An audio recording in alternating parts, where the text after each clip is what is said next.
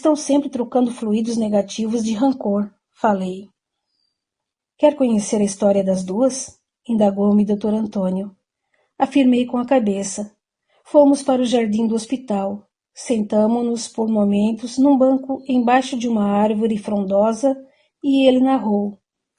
Conheço, para ajudá-las melhor, a história das duas. Uma, sinhá orgulhosa, exigente, tratava os escravos com desrespeito. A outra, escrava que servia a casa grande.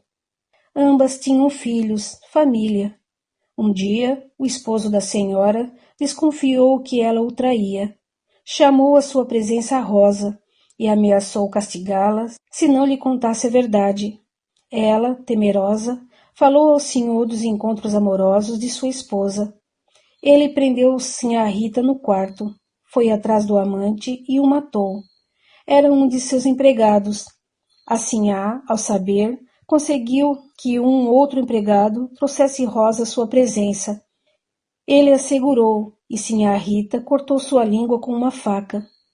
Dias depois, o esposo da sinhá Rita a matou, sufocando-a com um travesseiro. Desencarnou com ódio, foi para o umbral. Rosa viveu algum tempo, muda e com ódio de todos pelo que lhe acontecera. Desencarnou e não pôde ser socorrida. Foi também para o umbral, junto com sua ex-sinhá. Ficaram unidas pelo ódio, até que, cansadas de sofrer, pediram clemência para ficar livres do sofrimento. Muitos fazem qualquer coisa para parar de sofrer, e não são fingidos os pedidos de ajuda. Nesse caso, as duas acharam que se haviam perdoado, queriam mudar a forma de viver e pensar. Mas, já sem o sofrimento, começaram a ver tudo diferente. Acham-se vítimas, injustiçadas. É por isso, cabocla, que nossas enfermarias estão sempre lotadas. E quando pedidos de socorro são fingidos, os socorristas não socorrem, pois esses espíritos necessitam passar mais tempo sofrendo para poder ter auxílio.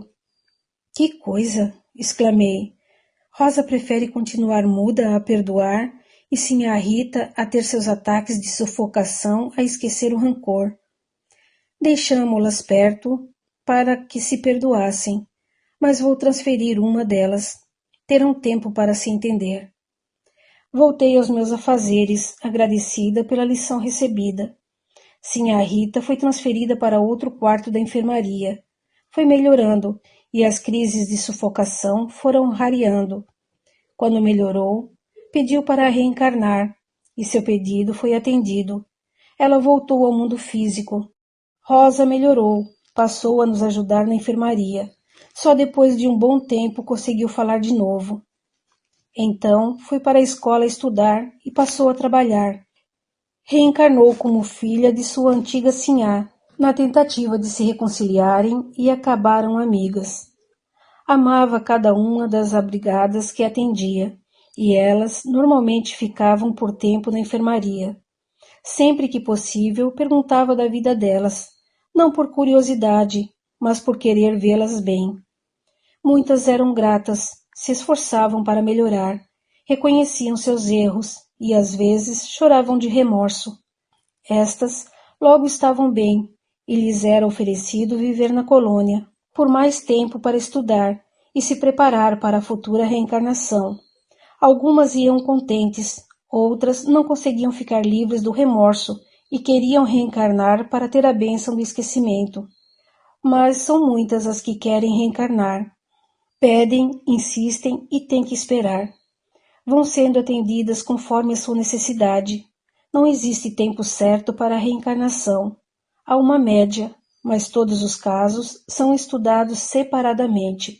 Assim, uns voltam logo, outros demoram muito. Mas havia as que se queixavam para nós, as enfermeiras, e para o Dr. Antônio. Tentávamos, antes de tudo, ensiná-las que a queixa e a autopiedade não fazem bem a ninguém. Dr. Antônio, disse uma senhora recolhida havia tempo na enfermaria, não tive escravos e estou só sofrendo depois que meu corpo morreu. Confessava meus pecados e ia sempre à igreja. Não era para eu estar em condições melhores? E o médico respondeu, porque não deixava ninguém sem explicações. Dona Filomena, a senhora não teve escravos por não ter tido condições para tê-los. Bem que gostaria de ter tido. Mas nossos problemas, ou de quem está aqui, não são só pela escravatura. Atos errados são bem diversos. Não basta só pedir perdão, temos que reparar nossos erros. Quando pedimos perdão com sinceridade, este deve ser dirigido a quem ofendemos, e quando for pedido a Deus, deve ser com a convicção de que, se o tempo voltasse, não erraríamos, como também não erraremos novamente. Devemos estar cientes de que atos errados e acertos são plantações que dão frutos. Somos livres para fazer o que queremos, mas obrigados a arcar com as consequências. Então a senhora acha que deveria estar em condições melhores? Quero crer que seja para ajudar os outros, para trabalhar comigo e com a cabocla. Melhorar para servir? Já trabalhei tanto encarnada. Pensei que descansaria pela eternidade. Então, se queixa de quê? Perguntou o Dr. Antônio. Não está descansando aqui? Está no leito. É servida. Não faz nada de útil para si ou para os outros. Não é esse o descanso que almejava, que almejo, falou ela, abaixando a voz. Minha filha, disse o médico pacientemente, enquanto quiser ser servida, será certamente necessitada. Só quando doamos de nós mesmos é que somos autossuficientes. Trabalhou muito quando encarnada? Será que foi assim mesmo? Você quer que a lembre de seus erros para que entenda que Deus é misericordioso com você? Não quero me lembrar de nada, falou ela. Dona Filomena, digo isso para que a senhora se esforce para melhorar. Mas é necessário que modifique seus pensamentos. Seja grata e queira ser útil. Aqui no plano espiritual não há lugar para ociosos. Não exija de outros o que a senhora pode fazer. É que pensei, resmungou ela, que o senhor e cabocla tinham a obrigação de fazer o que fazem. Dr. Antônio sorriu. Todos nós temos obrigação de aprender a ser bons, de fazer o bem, de trabalhar e ser úteis. Todos nós. Se Cabocla e eu estamos servindo, é porque entendemos que é bem melhor que ser servido, porque estão em condição de mendigos os que querem só receber. E eu aproveitava as lições que o Dr. Antônio dava a cada uma delas. Ele, sabendo disso, deixava que eu escutasse. Assim, ia ao seu lado, enquanto ele atendia às abrigadas da enfermaria. Dr. Antônio, pediu uma senhora ainda jovem, por favor, me transfira desse lugar. Por quê? Perguntou o médico. Sei que estou doente, tenho tuberculose. Embora muitos digam que essa doença ingrata mata, eu estou melhorando a cada dia. Mas aqui estou, junto de doentes mentais, que dizem que seus corpos morreram. Não quero parecer ingrata, mas até as enfermeiras têm essas manias. São boazinhas, mas dizem que já fizeram essa passagem, coisas que não entendo e de que tenho medo. Não quero ficar junto de doentes mentais. Filha, julga-se mesmo viva num corpo carnal? Indagou o médico tranquilamente. Claro que sim. Não morri. Não vi Deus. Não fui julgada com as honras que cabem a uma religiosa. Fui freira e rezei muito. Nossa Senhora virá me receber quando eu morrer e me levará para o céu, disse ela. Filha, continuou o Dr. Antônio a esclarecê-la, será que não pode pensar que a morte seja um pouco diferente do que acredita? Deus, nosso Pai, está presente em todos os lugares e dentro de cada um de nós. Nossa Senhora é um espírito sublime e não tenho conhecimento de que ela faça isso, porque cabe a cada um de nós fazer por merecer a desencarnação que poderá nos trazer alegrias e felicidades de imediato. O Senhor também, choramingou ela. Já tenho conversado com você, tentado fazê-la entender que desencarnou, e você, iludida, não quer compreender. Filha, Seu corpo com tuberculose morreu, mas você sabe que não foi só por isso. No terceiro aborto que você fez, a hemorragia pôs fim à sua vida material. A jovem senhora colocou as mãos nos ouvidos, não querendo escutar. Dr. Antônio falava baixo. Só ela e eu, ao seu lado, escutávamos. Calmamente, ele tirou as mãos dela de seu rosto e a encarou com ternura. Eu confessei meus pecados, fui perdoada, balbuciou. Por quem? Indagou o Dr. Antônio. Pelo meu confessor, respondeu ela. E esses espíritos que iam reencarnar, os ofendidos, já lhes pediu perdão? Não. A alma só se une ao corpo quando ele nasce. Não, filha. Na concepção já há um espírito que teria a bênção da reencarnação. Você errou. Foi orgulhosa, vaidosa. Entrou para o convento sem vocação, porque, desiludida por amar um homem que teve que casar com outra, temeu ficar solteira. No convento, decorou muitos ensinamentos, mas não os viveu. Esqueceu-se da caridade. Preferiu a luxúria. Grávida, optou por abortar, tomando remédios e ervas conhecidos de muitas mulheres e que seu confessor sabia utilizar. Filha, estou lhe dizendo isso para que reflita sobre a bondade de Deus, que a ama como a todos nós. Você teve o corpo físico morto há anos.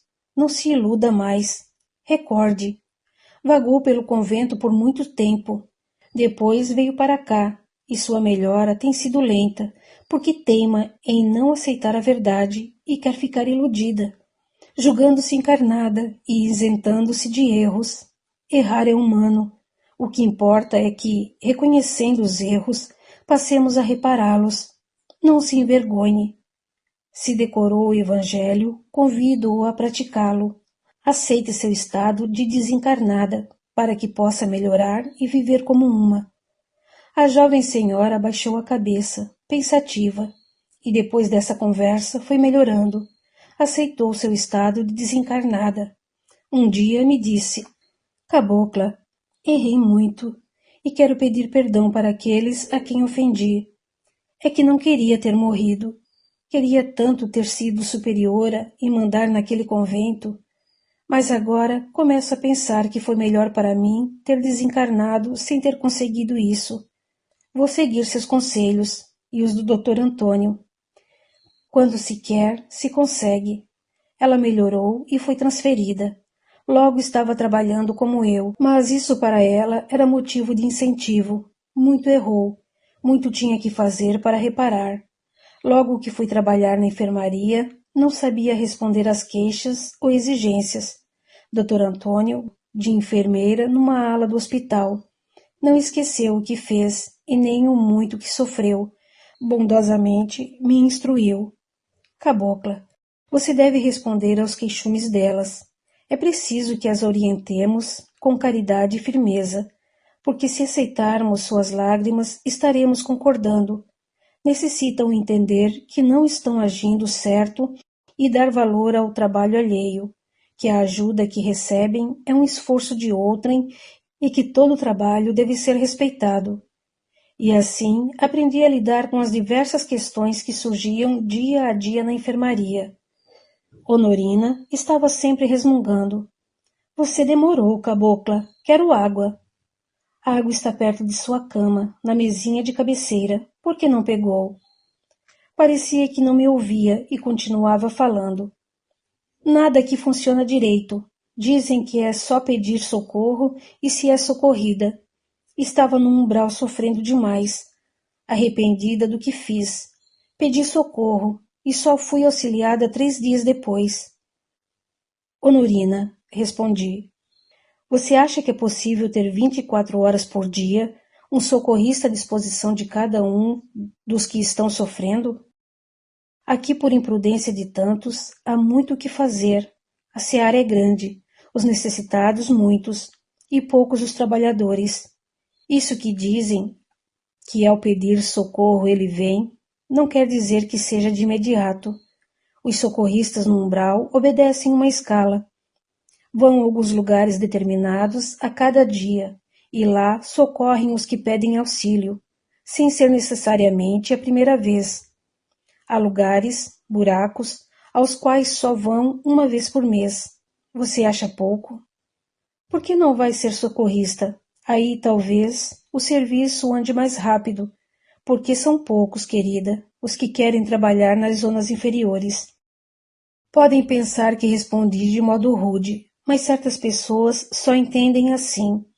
Não era só porque foram socorridas que se livraram de seus vícios. Muitas ainda não entendiam seus atos errados que praticaram e nem as consequências deles. Teriam que se educar, se modificar ou tentar fazê-lo, como eu estava tentando. E, se não respondia a algumas de forma mais enérgica, me omitia de ensiná-las a respeitar quem pelo trabalho as auxiliava. Eles não fazem seu trabalho com prazer? Indagou. Fazem, como faço o meu. Precisamos aprender a ser úteis, porque aquele que não o é, perde a oportunidade de servir, e quem não trabalha não deve reclamar do serviço alheio. Mas você deve pensar seriamente em se melhorar e ir trabalhar no umbral. Deus me livre, exclamou ela. Não quero voltar lá, nem como socorrista.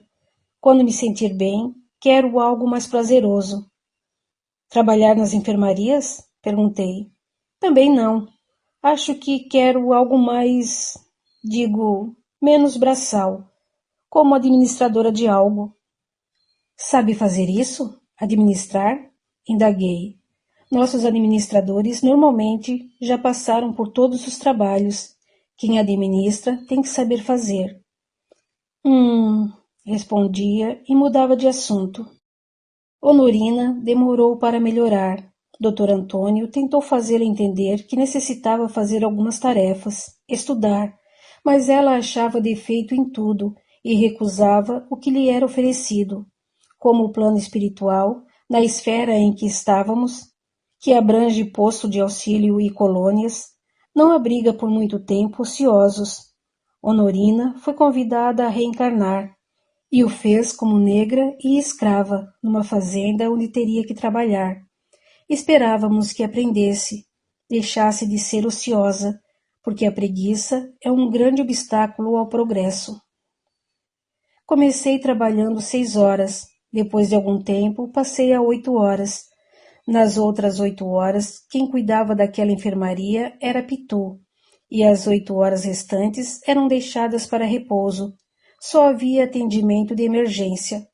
Havia na nossa enfermaria 60 leitos.